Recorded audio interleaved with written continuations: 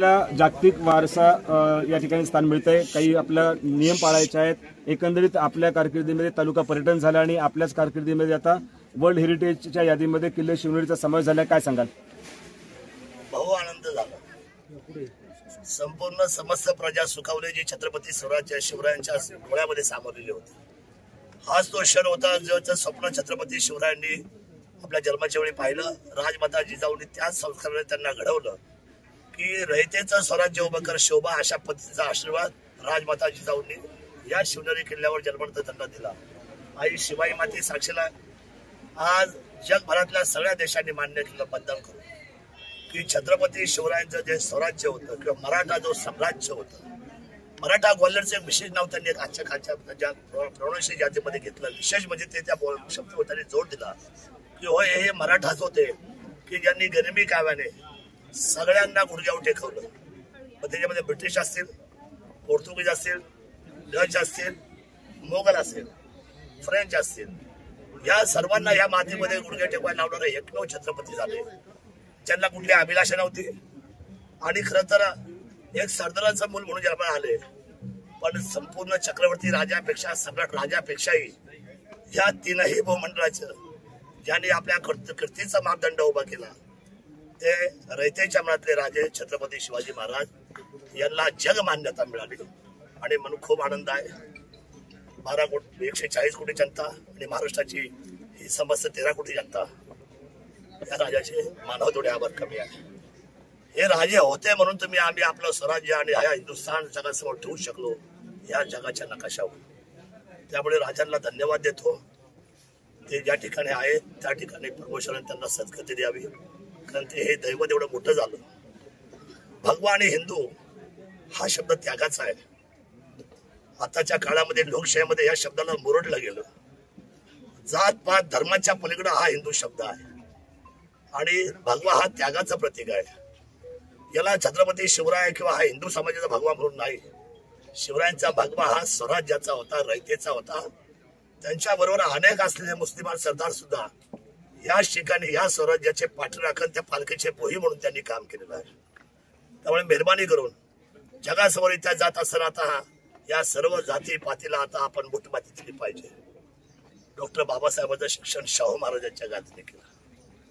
किती उज्ज्वल परंपरा या मातेची आणि कशासाठी आपण या सगळ्या गोष्टी करतोय आज मंथन व्हायला पाहिजे, ज्यावेळेला जगामध्ये महाराजांच्या नावाची कीर्ती वाढली। त्यामुळे खूप आनंद आहे आणि तो आनंद गगनात मावण्याचा झालेला आहे।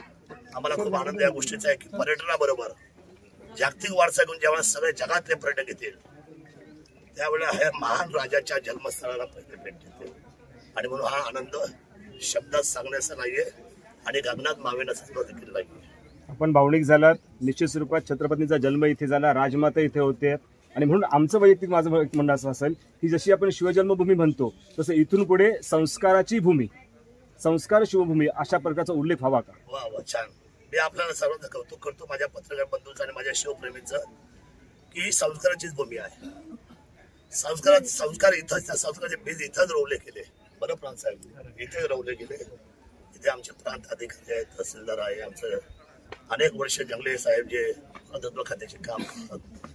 आम्ही भाग्यवंत आहोत, आम्ही सर्वच आपण ह्या भूमीचे पाईक म्हणून काम करतोय। शिवरायांच्या भूमीतले आपण आहोत याची केवढी मोठी ओळख जगामध्ये आपली झालेली आहे। त्यामुळे ही संस्कार भूमी म्हणूनच आजपासून उल्लेख होईल। शिवजन्मभूमीची ही संस्कार भूमी असेल आणि याचा उल्लेख उद्याचा ज्या वेळेला आमची भाषणं होतील आता याच्यावर आता फार मोठ्या सभागृहामध्ये विचार प्रधान आजार प्रधान होणार आहे। त्याच्यामध्ये ह्या शब्दाला आम्ही अधोरेखित करेन एवढंच मी आपल्या सर्वांना निमित्ताने सांगतो। धन्यवाद दादा, आपण याची दखल घेतली। निश्चितच ज्यावेळेस आता आपली सगळ्यांची जबाबदारी वाढलेली आहे, आपण लोकप्रतिनिधी प्रशासन आहे, परंतु शिवजन्मभूमीमध्ये येणारे शिवप्रेमी असतील किंवा नागरिक असतील या सगळ्यांना हा वारसा टिकून राहावा यासाठी काय आवाहन कराल? माझी नम्र विनंती आहे, पर्यटन स्थळ तर सगळे असतात, महाबळेश्वरच्या डोंगरावर तुम्ही मद्यपान केलं तर त्याची काही हरकत नाही, माथेरानच्या डोंगरावर जाऊन तुम्ही मद्यपान केलं तर काही हरकत नाही, परंतु शिवदुर्ग जिथं छत्रपती शिवाजी आपलं काम, आपले अनेक स्वप्न तुमच्या आमच्या उदरामध्ये दिलेली आहेत। या अखंड हिंदुस्थानाची विश्वव्याप्तीची स्वप्न आपल्या सर्वांना दिलेली आहे। आताच्या तरुणांनी केवळ छातीला बॅच न लावता गाडीवर नुसतं छत्रपती शिवाजीचं स्टिकर न लावता सगळ्या आया बायांचा सन्मान आणि स्वराज्याच्या देखण्या असलेल्या स्वराज्याला सुराज्य करण्यासाठी आज आपण महासत्ता नाही, आपण आता 3 नंबरला आहोत या जगात. अमेरिका, चायना नंतर, रशिया नंतर आपण मला वाटतं 4-5 नंबरला आहोत असं. परंतु मला सांगायचंय, स्वप्न होतं राजांचा ह्या विश्वावर झेंडा या स्वराज्याचा जावा. म्हणून आताच्या तरुण आणि तरुणींनी बिलकुल स्वतःची मानसिकता अशी करावी की आम्ही राजांसाठी इथून पुढे या राजाच्या मातेसाठी जगणार आहोत. ही माते आणि ही माणसं आमची आहेत. या मुलखा वेगळी माणसं होऊन गेली, त्या मुलखा वेगळी माणसांसाठी आम्ही आमचं आयुष्य त्या ठिकाणी खर्च करणार आहोत. म्हणून आताच्या तरुणांनी पर्यटकांनी जबाबदार पर्यटक म्हणून यावं. जबाबदार पर्यटक हातातली प्लॅस्टिकची बॉटल सुद्धा जर वरती नेली असेल पाण्याची तर पुन्हा येताना खाली घेऊन यावी, डस्टबिनमध्ये टाकावी. कुठलं मद्यपान करू नये, कुठले स्मोकिंग करू नये, किंबहुना अजून कुठले जेवढे काही नशिले पदार्थ आहेत याचं सेवन करण्यासाठी कुठेही गड किल्ल्यावर येऊ नये. एकाही वृक्षाला, एकाही झाडाला, एकाही प्राचीन गोष्टीला आपण हात लावू नये आणि कुठल्याही दगडावर आपले प्रेमाचे वाक्य लिहू नये. हे बदाम काढून कोरले जातात काय काय ठिकाणी. स्वतःचं नाव कधी लिहिलं नाही. काही लोक नावं देतात. आपल्या बापजादाचा किल्ला आपण तो हे आहे, एखादा पॉइंट आहे म्हणून.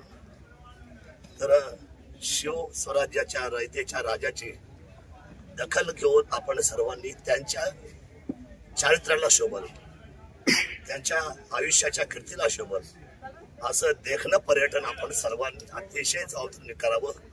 हे सगळे किल्ले तुमच्या सगळ्यांसाठी उघडे आहेत. आपण यावं आणि नतमस्तक होऊन जावं आणि इथल्या या भारावलेल्या मातीतून आपण स्वतःचं आयुष्य आणि या भारताचं चिरकाल असलेलं महासत्तेचं स्वप्न आपण पाहावं, अशा पद्धतीची भावना मी माझ्या पर्यटकांना करतो. जागतिक वारसा यादीमध्ये शिवनेरीचं नाव अधोरेखित झालेलं आहे. सगळ्यांना प्रचंड आनंद झालेला आहे. आजूबाजूच्या गावकऱ्यांना, कुसूरकरांना काय आव्हान करणार? कुसूरकर म्हणजे तर हे शिवधरेचे खरं तर तसं पाहिलं तर शिवरायांच्या सातबाऱ्याचे मालकच कुसूरकर आहे. हा जो किल्ला आहे हा कुसूरच्या सातबाऱ्यावर आहे. त्यामुळे हे भुईचे पालखीचे भुई आहेत हे सगळे. यांना तर सर्वात जास्त माझं आव्हान राहिलंय की आपण सर्वांनी, आणि माझा फुरुष कातला इथून पुढे आव्हान करणार आहे, तालुक्यामध्ये आपण समन्वयपूर्वक काम केलं पाहिजे. सतत कायद्याचा धाक देऊन सर्वसामान्य माणसाच्या उपजीविकेचा सुद्धा विषय असतो, त्यांच्या सन्मानाचा विषय असतो. आणि इथून पुढे लोकप्रतिनिधीच्या बैठकीमध्ये कुठले विषय न घेता परस्पर पत्र काढायचे. इथून मागच्या काळात 5 वर्ष झाला असेल तुमचे लाड, पण इथून पुढे ते होणार. कटाक्ष राहीन कारण मी त्या राजाचाच मावळा आहे. रयतेला त्रास म्हणजे आमच्या हृदयाला त्रास आहे. सर्व शेतकऱ्यांच्या पोरांना पोटाशी लावून आपण बरोबर निघावं आणि कायद्याचा सन्मान सर्वांनी ठेवावा. कुसूरकरांनी त्याच्यामध्ये आपल्या सर्व जबाबदारीचं निर्णायक असलेलं अधिष्ठान इथं उभं करावं. येणाऱ्या जाणाऱ्यांना सन्मान तर द्यावाच, परंतु इथं होणाऱ्या सगळ्या गोष्टीसाठी इथल्या सर्व आमचं वन खातं असेल, पुरातत्व खातं असेल, पोलीस खातं असेल, ऑल डिपार्टमेंट असतील, आमच्या या सर्वांना सहकार्य कुसूरकरांनी मोठ्या ताकदीने करावं. कारण का तर या किल्ल्याचे खरे पाहणीदार आमचे कुसूरकर आहे. पुण्यश्लोक छत्र